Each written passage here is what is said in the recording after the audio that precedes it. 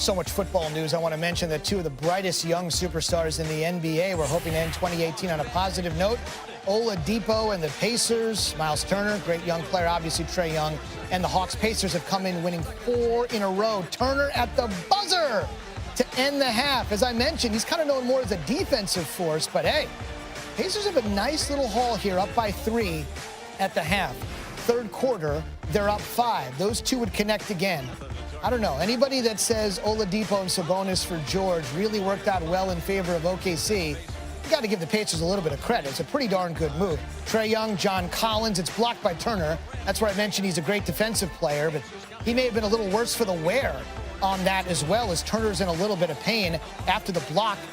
He would leave the game with a broken nose, so I'm going to extend that to a lot of pain. 5 seconds to go in the third. Pacers up comfortably, minus Turner. This has been an addition a lot of people haven't talked about, but Tyreek Evans from downtown. Pacers win. They lose Evans, whose New Year's resolution will be getting his nose back in shape. Top 5 picks this year's draft, points per game. Trae started out a little rough, taking a ton of shots, but hey, you're a rebuilding team. Your GM came from the Warriors. Who do you think they want Trae Young to eventually turn into if he shoots and shoots and shoots and has a Golden State GM touch? I'm sure you can figure that out. He made on More Than an Athlete, which is the name of a show on our streaming service, ESPN Plus, that he's a star of, has raised the stakes for sports fans because, let's be honest, he went there. He didn't mention Michael Jordan's name, but he went there. Take a look for yourself. That one right there made me the greatest player of all time. For so many reasons. I was super, super ecstatic to win one for Cleveland because of the 52-year drought. Like, I was ecstatic. Like, obviously, I showed that the first wave of emotion was when y'all everyone saw me crying. Like, that was all for 52 years of everything in sports was going on in Cleveland. And then after I stopped, I was like, that one right there made you the greatest player of all time. You know, everybody was just talking how they were the greatest team of all time. Like, they was the greatest team ever assembled.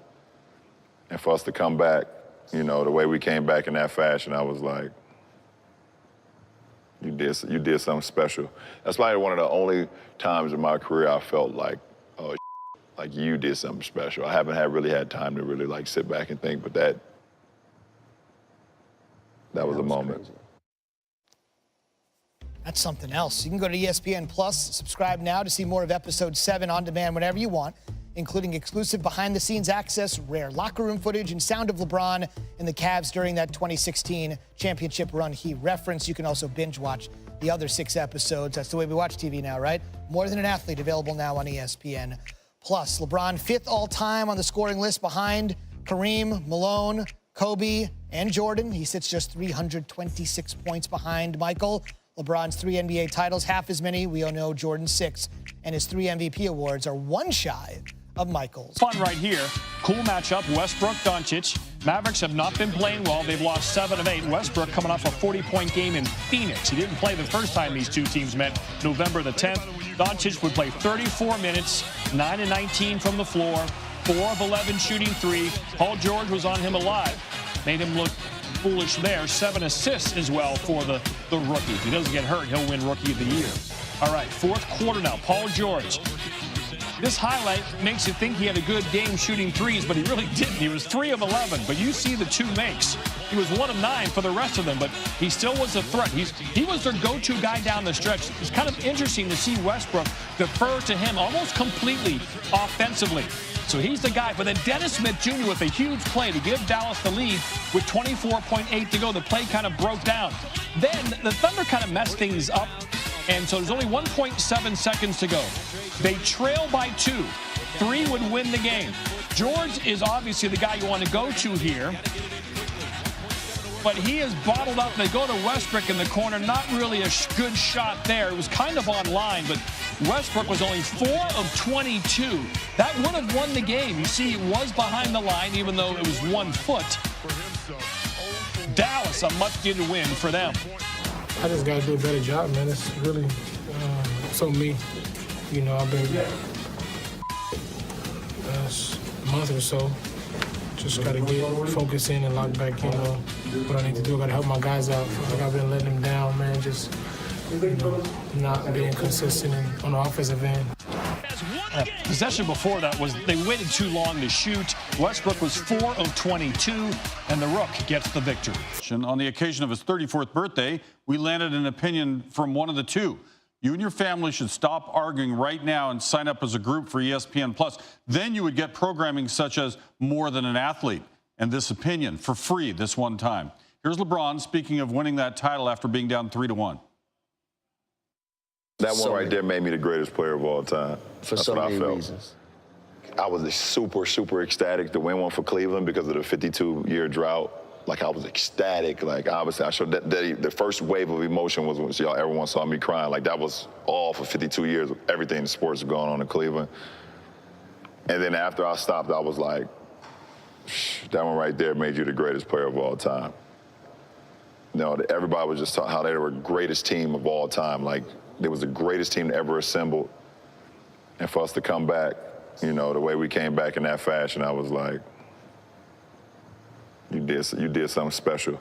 That's probably one of the only times in my career I felt like, oh, like you did something special. I haven't really had time to really like sit back and think, but that was a moment. Crazy. All right, jump on that ESPN Plus thing. If LeBron maintains his career averages and plays until he's 40, not inconceivable, he'll retire the NBA all-time leader in points and win shares. He'll be third in assists behind Stockton and Kidd. All right, who sits out better with a groin injury, LeBron or Michael? Not playing was LeBron against the Kings. Remember, they just got beat by the Kings. Yeah. Ball tipped out. Contavious Caldwell-Pope put one in the air. Wow. 26 off the bench for him. How about Bogdanovic? Remember, he drained the three to beat the Lakers the other night, about the same spot. Yeah. The 4-point game after 3. Lakers down 4, under 4 to go. Brandon Ingram coming to the rack. Nice. Lakers down 2. LeBron, all right, I've seen this before. And then Ingram, launch a 3. Step in 10-0 run. Ingram goes for 21, 9 and 7 boards. Lakers get him back. Welcome back to the set of Get Up. I'm David Lloyd with Jay Williams. So LeBron is not only saying that he believes he's the greatest player of all time, he's saying winning that title in 2016 is the reason he's the greatest player of all time. You buy that? Well, first off, when I think about the greatest of all time, this is a subjective argument. I've obviously been on record stating that I think LeBron is the greatest of all time, but I also don't knock anybody that thinks Michael Jordan is the greatest of all time, okay? We can argue until we're blue in the face on that note. This comes down to what we loved about Michael Jordan was that he was a 24/7 savage. He was a graceful assassin every time he played this game. Yes. Right? The way he approached everyday aspects of life. Fierce. Fierce all the time. Now, he never came out and said it, but every ounce of his body oozed that confidence. I think we actually got privy to a very special moment because we saw LeBron for the first time in his career. He just turned 34 years old. We just saw him own that he believes that he could be the greatest player of all time. In order to be the greatest player of all time, you actually have to believe that you could be the greatest player of all time. Right. So watching that was mesmerizing for me because if he's just starting to believe it now, what's he going to do in the latter part of his career? Yep. Listen, if anyone is going to believe that LeBron's the best, it's got to be LeBron. Right? Exactly. He's going to be that one guy, that's for sure. We'll get much more into this coming up top of the hour on Get Up. We've got Bobby Carpenter, we got Rex Ryan, we got Jay, myself, and Jason Fitz as well. On television paired with Michael Eaves. I'm John Anderson. Thanks for having us. We're going to be the best 20 minutes you've ever seen in your life. Night before the college football playoff. Nobody's sleeping. Everybody's getting ready. We have considerable resources dedicated to the Orange and Cotton Bowls. It does not mean we're going to ignore Luka Doncic. No way we could do that. Although his team might at the end. Well, we'll see what happens. The smooth shooting Slovenian leading all NBA rookies in scoring coming into Friday, but going point for point with the brow would be a much taller task. Pelicans hosting the Mavs. New Orleans looking to snap a 5-game losing skid, and we would have a one-on-one battle for the ages. Well, that's a bit strong, but nonetheless, it's pretty entertaining.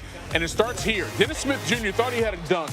Davis blocks it, starts to break the other way, and then Solomon Hill says, "How do you like your punch?" Straight up, we're on the rocks. Maxi Kleber, the victim here, but it starts with defense, and it leads to a poster. But you know what, though? Basketball is a funny way of giving you a chance to get some get back. Redemption, revenge, all in one. Smith Getting it for him and Kleba. Oh, my goodness, over Julius Randle. We'll show you that one a couple of times. Because Smith, right down the middle, taking it to the top floor. No elevator needed. All right, so that's enough for the posterizing dunk. Let's go to the real one-on-one matchup. Doncic in the corner for three. That's his 6th of the game. Yes, 6. There would be more. 30 seconds later, though, AD, the turnaround in the paint, good. We've got a tie game at 105.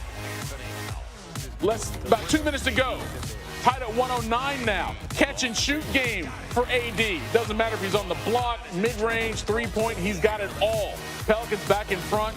And then Doncic. Oh, he pulls up from Cafe Dumont off the corner for that one. His 7th of the game. He's the youngest player in NBA history with 7 made threes in a game. The Mavericks with a 1-point advantage. The ensuing possession for New Orleans.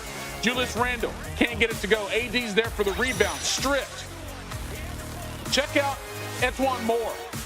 He is hustling behind and then saves it from going out of bounds. So the Pelicans get it back to the corner.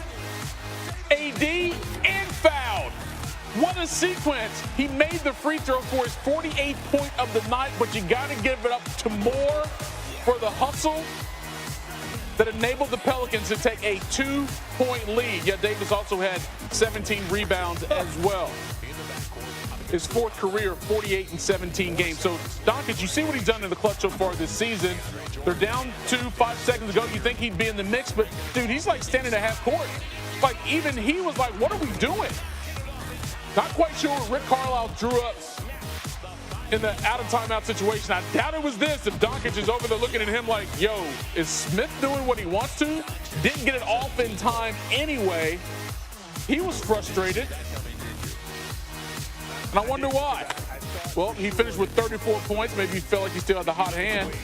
What? Pelicans win at 114-112. An impressive performance by AD, but his head coach like, yo, there's been better games. Guys, this is not the best game he's had. You know, we can go back and take another 80 of them or 150 of them that he's had that can equal what he did tonight, you know. I mean, he was determined and he played hard, but he does that most nights anyway. So I thought he was great, but, you know, he's kind of that way most of the nights. When you take a look at how many times Anthony Davis has gone for at least 45 and 15 in a game in his NBA career, it's 9. That's the most since he entered the league out of Kentucky back in 2012. Next closest guy, Russell Westbrook, the same guy who averaged a triple-double in the season twice. Third on the list, another Kentucky standout, Karl-Anthony Towns. Imagine that. Spurs and Rich Creamy's 2nd time in 3 days. San Antonio winner at home Wednesday. And they held Nikola Jokic to a season-low 4 points. Jokic, look at that. I'm going to get 2 right here with a sweet little move. Pump fake, guys go up, just go under. That's a bunny right there. Nuggets are up a dozen. 8 seconds to play in the half. Still a 12-point lead. Jamal Murray biding his time. Little up. Whoa. Yep. LaMarcus Aldridge gets caught in the air this time. We shoot over. 21 points for Murray in the first half. The lead was 14. Spurs fighting back in the 3rd on the break. DeMar DeRozan can't finish, but that's all right. Aldridge is right there to follow it up. His time off the Aldridge miss. Derek White puts it back. Got to have rebounding. Got to take care of your guys. Here's Jokic. You saw him turn it over earlier. Here again.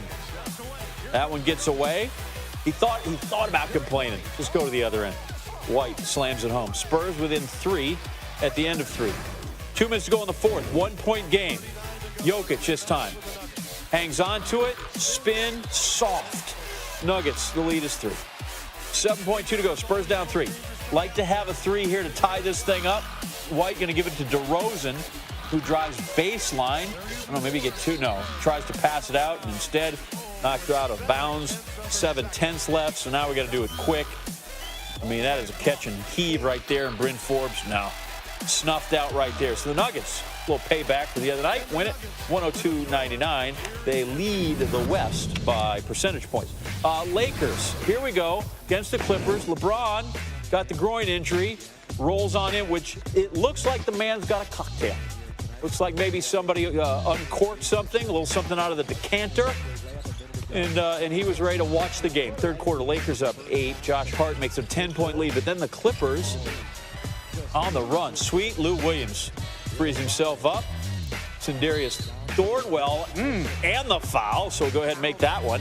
Clippers down 2 after the freebie. Clippers now up 2. Williams again. So soft. That guy can score the basketball.